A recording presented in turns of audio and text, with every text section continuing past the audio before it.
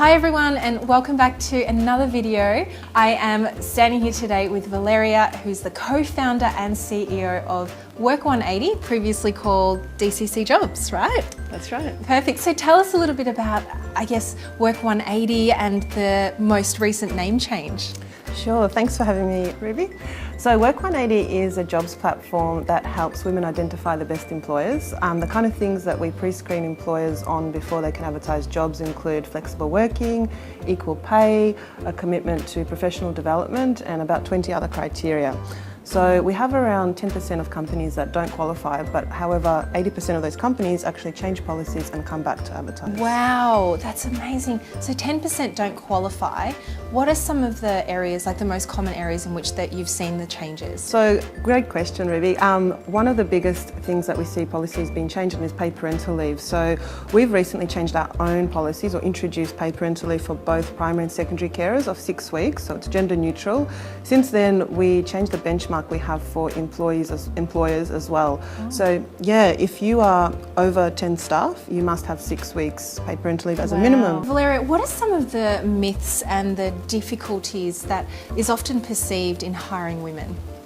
I think the trick lies with actually being quite authentic and telling the stories. So if you've got great stories to share, say about flexibility or career progression, then please share those. And we've seen companies that talk about the social impact aspect of their business really have a high rate of application. So we're probably a perfect example. When we advertise, we're a relatively unknown company compared to some of the big names out there, but because our whole employer brand is all about the social impact that we're driving, we get candidates for the most niche roles such as data scientist, through to any other role that you can think of where other companies are struggling to find especially female talent. So from a strategy point of view, how would you share those stories? Or what have you seen, or some employers do really well?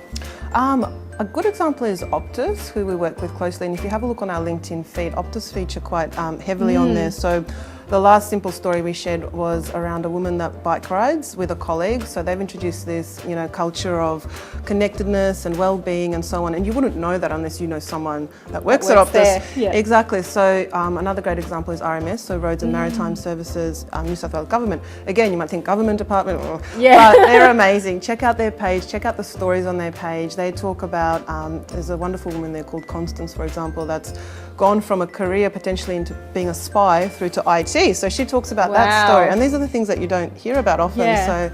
So when it comes to diversity in particular, we've been talking a lot in our community about automation in the recruiting process. How does that come into play when you're out there speaking to talent teams about balancing the both? I think hearing automation in recruitment practice and diversity is a bit of a tricky scenario.